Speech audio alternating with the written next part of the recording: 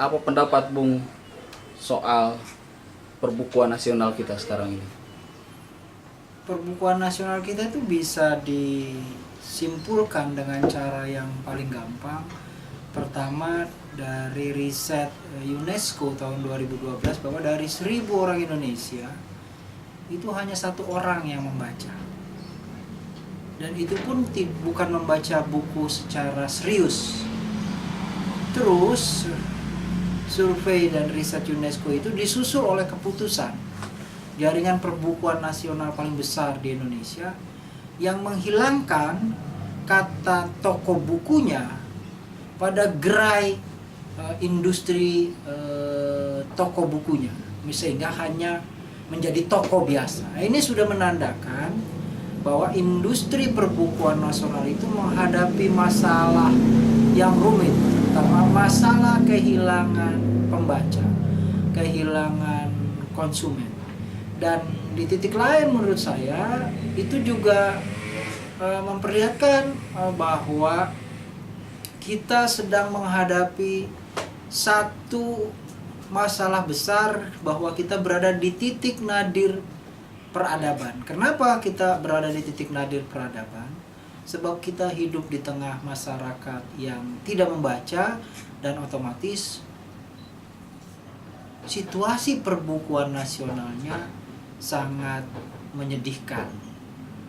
Dan ketika Indonesia menjadi host dari Frankfurt Book Fair, pesta para penerbit buku tingkat internasional dan paling historis, itu panitia Indonesia yang memimpin dan menjadi guest house-nya itu menyatakan bahwa memang dalam tradisinya Frankfurt Book Fair itu adalah pesta para penerbit buku, bahkan bukan penulis.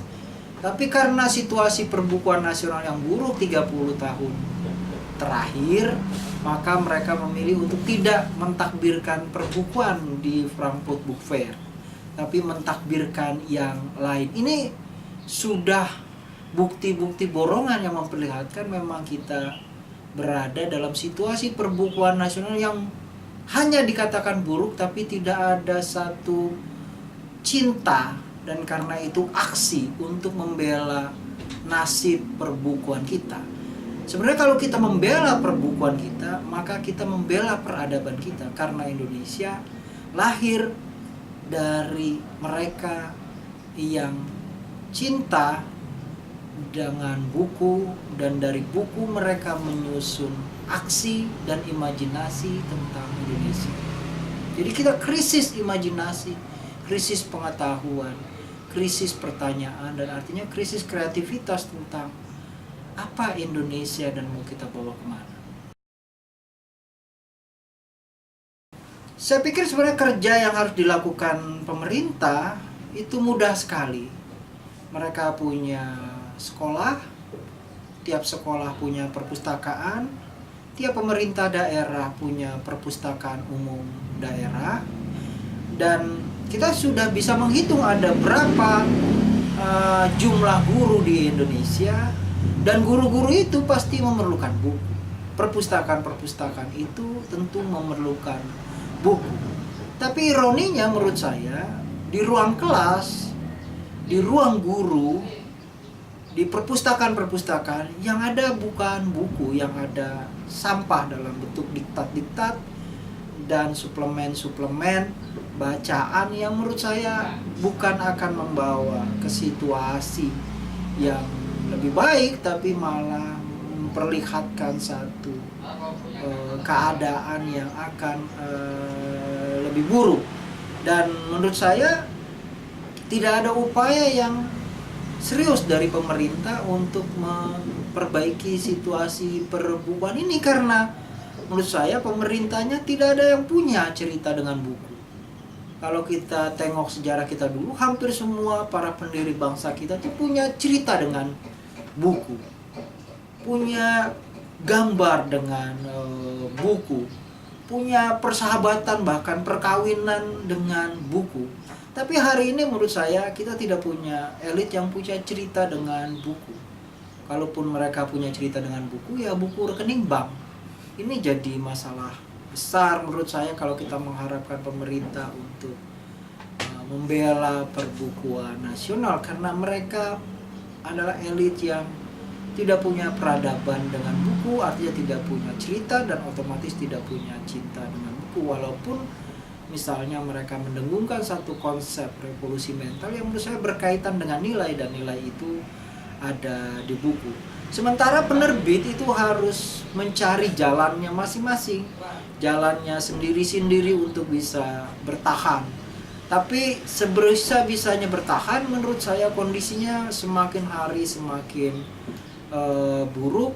Dan itu ditunjukkan oleh pertama, semakin jarangnya kita menemukan buku yang baik di toko-toko buku.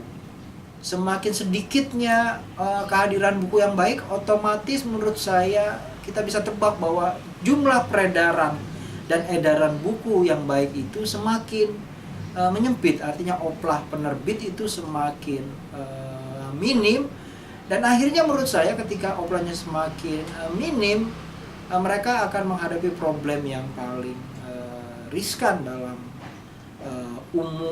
hidup sebuah penerbitan. Bagaimana mereka bisa bernapas, bahwa banyak naskah buku yang baik, iya, tapi menurut saya naskah buku yang baik itu tidak menemukan pemirsa yang cukup baik dan tidak menemukan satu politik perbukuan nasional yang cukup serius.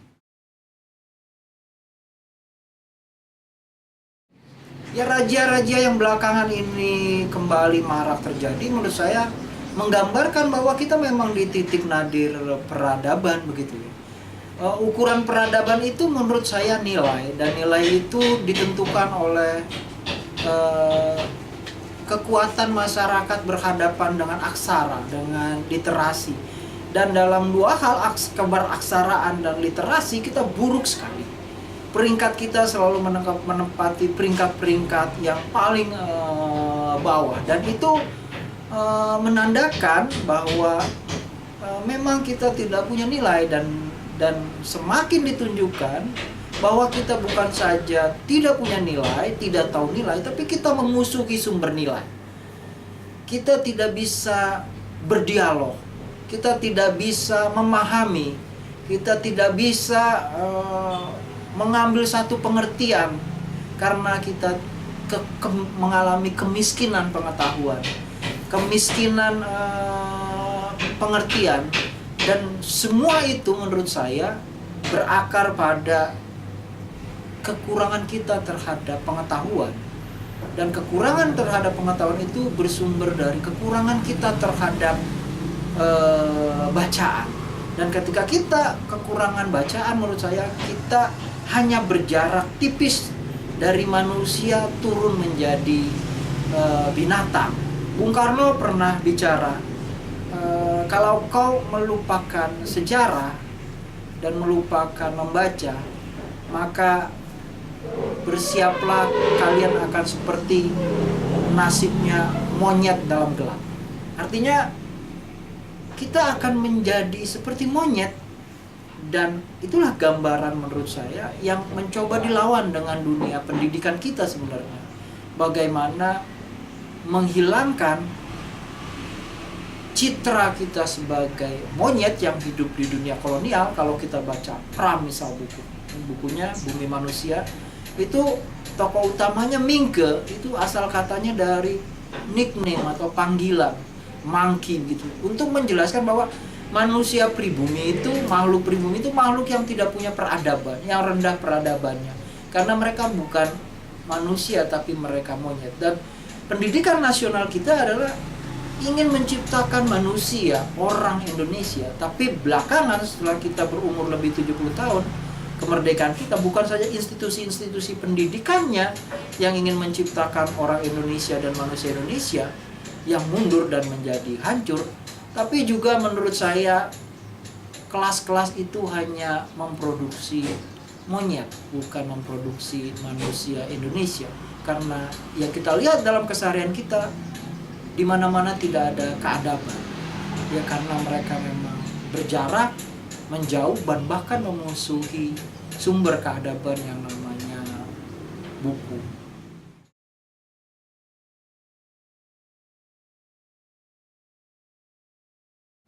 Kalau menurut saya tidak ada kaitannya jenis buku apa yang mereka musuhi. Karena orang yang memusuhi buku otomatis dia mengangkangi otoritas kebenaran. Dan ketika seseorang mengangkangi otoritas kebenaran, mereka tidak perlu buku apapun jenis buku kecuali yang bersifat hagiografi atau pembesaran peran sentral tokoh di antara mereka. Jadi menurut saya bukan hanya buku kiri yang mereka musuhi, karena sesungguhnya mereka nggak kenal apa itu kiri, apa itu komunisme, apakah pernah hidup dan nasibnya seperti apa, perannya seperti apa dalam perjalanan panjang nation kita. Mereka nggak pernah tahu. Yang mereka takutkan adalah ketika buku itu mengajarkan orang menjadi kritis, orang menjadi mempertanyakan banyak hal yang dianggap tidak perlu dipertanyakan lagi begitu. Ini yang menjadi problem menurut saya. Karena itu bukan buku kiri, tapi buku-buku yang dianggap menimbulkan sikap kritis dan buku-buku yang bisa menstimulus kita menjauh dari monyet menurut saya dan mulai kembali menjadi manusia. Itulah yang dimusuhi, karena dalam sweeping buku ini kita tidak melihat sebenarnya buku kiri yang sedang di sweeping, tapi buku-buku kritis, penerbit-penerbit yang kritis, yang menerbitkan bacaan-bacaan yang menstimulus orang agar punya sikap kritis, sifat mempertanyakan banyak hal di dalam keajegan-keajegan yang sudah ada di Indonesia. Jadi mereka ingin menguasai mereka menurut saya ingin menguasai pikiran kita bahwa kita tidak boleh bertanya, mempertanyakan, dan berpikir bahkan.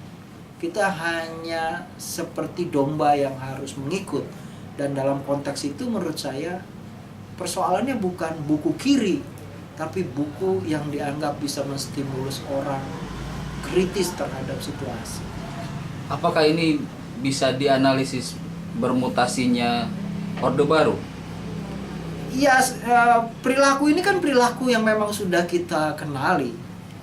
Orde Baru itu tidak menyenangi manusia yang banyak bertanya, manusia yang membiarkan sikap kritis di dalam dirinya dan berusaha menularkan hal itu. Orde Baru harus kita ingat nggak hanya cukup puas menguasai sumber-sumber perekonomian ya, tapi juga mereka ingin menguasai pikiran.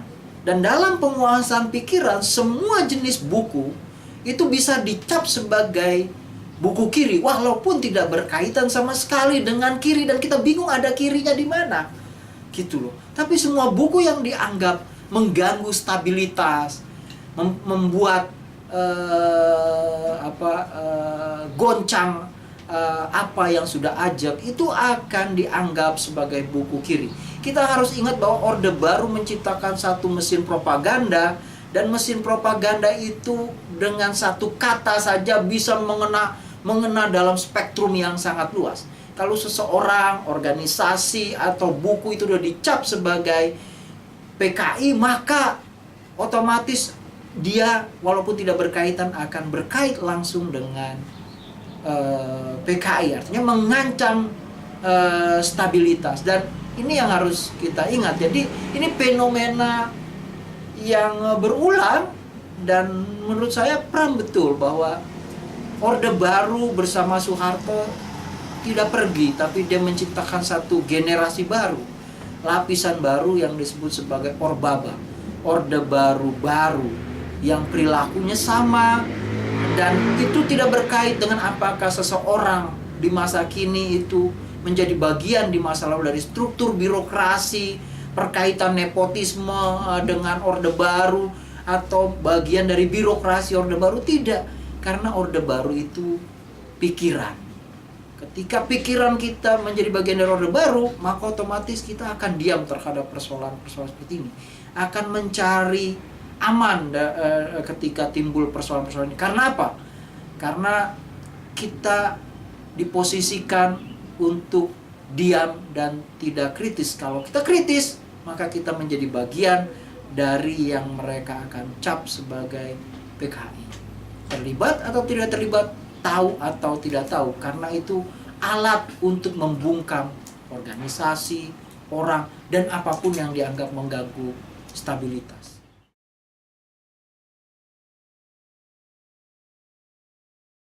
Dalam persoalan 65 menurut saya lebih banyak story ketimbang history. Yang kita wariskan ini adalah propaganda-propaganda yang dibangun dengan halusinasi, fantasi untuk mendukung bangkitnya sebuah rejim yang mencari legitimasi. Nah, ini adalah bom waktu yang diwariskan dan tidak mampu kita tangani. Every true history is a contemporary history. Tiap generasi harus menulis ulang sejarahnya kembali. Artinya, bukan sejarah yang benar adalah sejarah masa kini, tapi dari kekinian kita harus mempertanyakan kembali semua yang menjadi pandangan-pandangan kita dan menimbulkan tanda tanya dan keresahan, bahkan konflik di masyarakat. Yang abu-abu bahkan yang gelap harus kita bawakan cahaya. Nah, repotnya adalah setelah tahun 98, niat untuk menulis ulang sejarah Indonesia itu tidak pernah terjadi. Dan akhirnya kita sampai pada situasi di mana kita terus hidup selepas 15 tahun reformasi dengan persoalan-persoalan yang terus kita bawa di punggung kita dan tidak mampu kita selesaikan. Dan akhirnya menjadi bom waktu yang ledakannya membuat kita semua terluka. Dan hari ini menurut saya adalah contoh bagaimana kita gagal memisahkan antara story dengan histori terkait dengan peristiwa 65. Orang menganggap propaganda sebagai keadaan faktual yang nyata terjadi pada masanya. Dan orang tidak lagi menemukan kenyataan, orang tidak lagi bisa mengambil hikmah dari peristiwa tersebut karena mereka dihantui oleh informasi-informasi yang kita tidak tangani, tapi kita tahu bahwa itu informasi-informasi yang sebenarnya propaganda, bukannya fakta.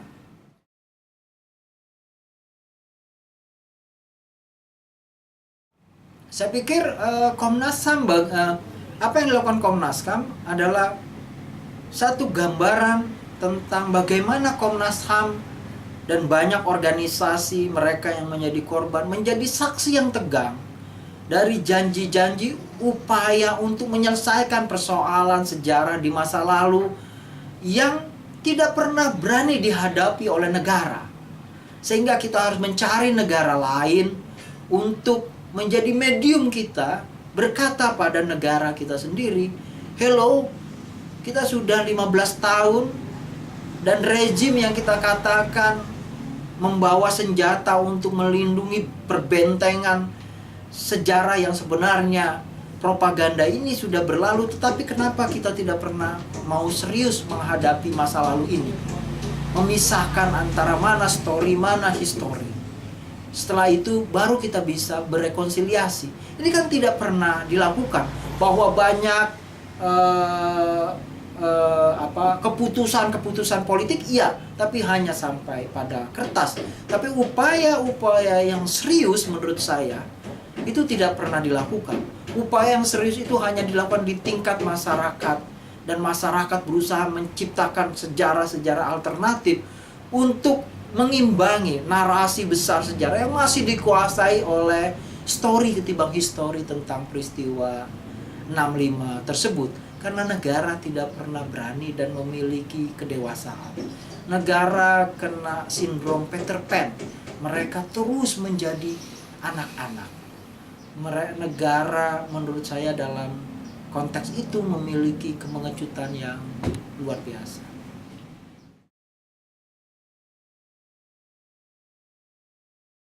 Seingat saya, negara berkata dan mendorong pembentukan komisi rekonsiliasi itu sudah dilakukan bertahun-tahun yang lalu. Tidak lama setelah reformasi kita berjalan. Tapi kan sekali lagi rekonsiliasi yang dipahami itu selalu berujung pada rekonsiliasi yang dipahami oleh Pak Harto. Mikul dhuwur mendem jeruk. Ya sudahlah, kita lupakan saja yang lalu-lalu. Sekarang kita berangkat ke depan. Rekonsiliasi kan artinya kita memahami dulu apa yang terjadi di masa lalu. Kita buka semua sejarah itu dan mencari, mendialogkan dan menemukan bersama apa yang kita anggap sebagai kebenaran bersama. Di situ menurut saya baru kita bisa saling memaafkan dan berangkat bareng, berjalan gitu. Tapi ini kan tidak, semua ingin meniru langkah Pak Harto, lupakan saja.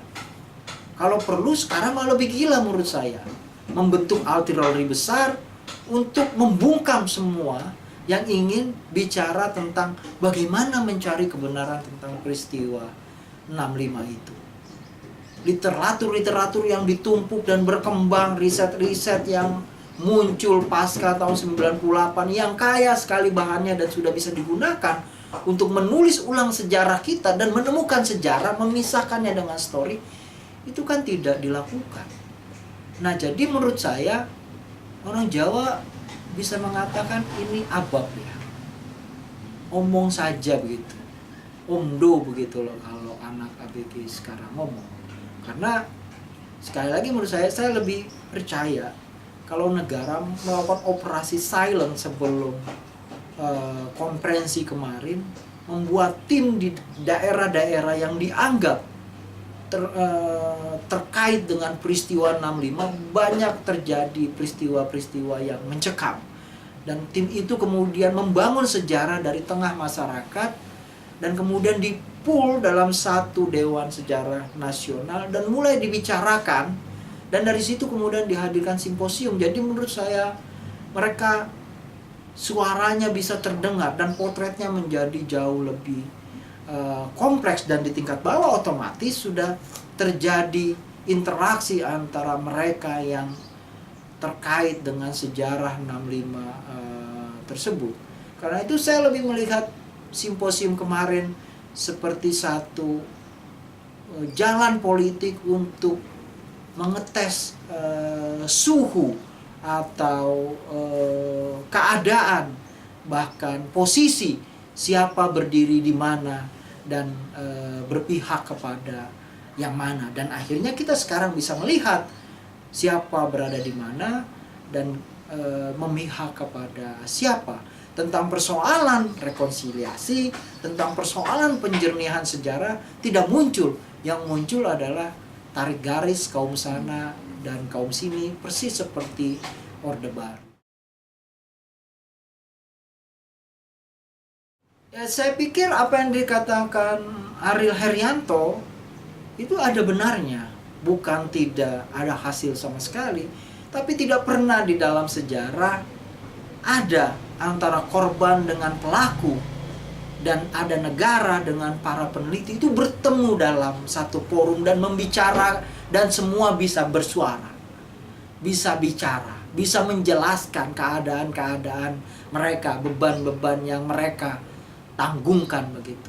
Saya pikir itu bisa kita anggap satu kemajuan.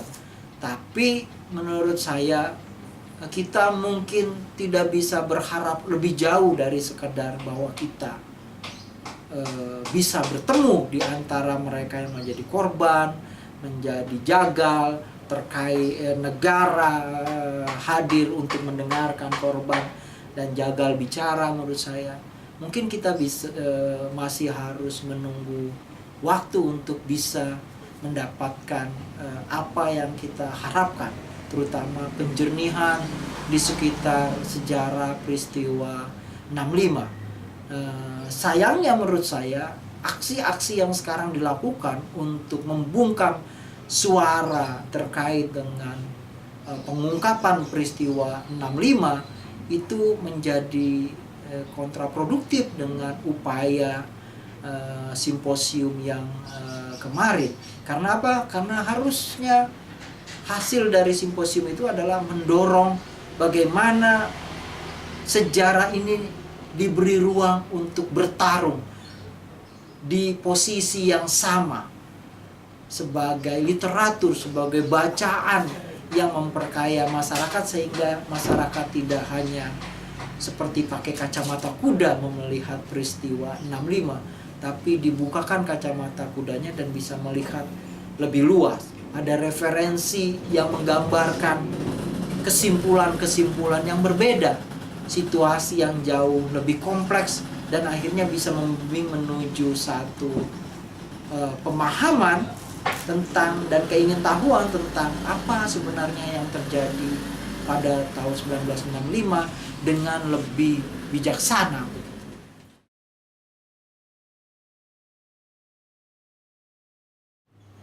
Ya, saya pikir saya pikir senjata paling ampuh dari Orde Baru ya memang propaganda. Propaganda, ketika orang dipropagandakan sebagai bagian dari organisasi dan partai terlarang yang disebut PKI, maka otomatis dia menyetel satu knop di dalam diri dan kepala setiap orang Indonesia bahwa dia musuh negara, bahwa dia bahaya dari negara. Dan orang tidak perlu tahu apakah itu betul atau tidak. Tapi kalau seseorang sudah dicap sebagai bagian dari organisasi terlarang tersebut, maka ada satu motivasi yang besar dan perasaan yang kuat bahwa orang ini memang tidak bersih di lingkungan dan akan mengotori lingkungan kita. Dan kita tahu memang Pak Jokowi sejak pertama terus didekatkan dengan isu-isu yang berkait dengan peristiwa 65, dengan mengatakan dia menjadi bagian dari organisasi dan partai terlarang itu.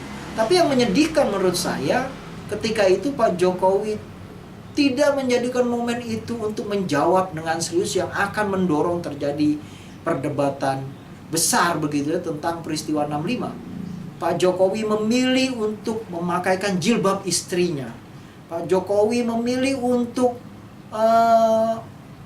mengikuti pola Orde Baru dengan menyatakan bahwa dia bersih secara lingkungan.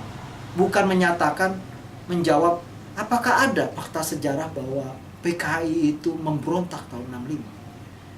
Atau yang lebih kompromis lagi adalah begitu banyak data, fakta dan penelitian sejarah yang berkembang tentang peristiwa 65. Ada macam-macam unsur yang memainkan peranan, dan kita masih harus menunggu sebenarnya yang seperti apa terjadi pada peristiwa 65.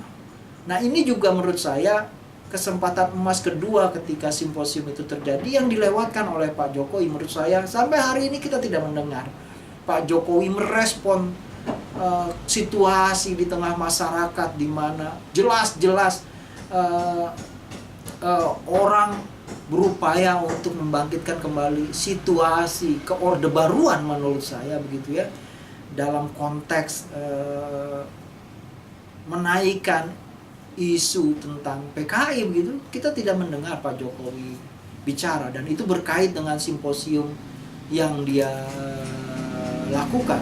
Menurut saya dia harusnya bicara, dan pembicaraan itu diarahkan untuk bisa pertama menurut saya melindungi masyarakat di tingkat bawah, jangan sampai menjadi korban stigmatisasi yang akhirnya menjadi konflik di tengah masyarakat dengan masyarakat itu sendiri. Yang kedua menurut saya mendorong bagaimana caranya masyarakat itu dan pemerintah itu menjadi lebih terbuka dan lebih arif dan lebih berhati-hati dan tidak sembarangan menggunakan stigma PKI, karena memang sejarahnya masih begitu diselubungi oleh kegelapan dan informasi yang ada lebih banyak propaganda daripada kenyataan.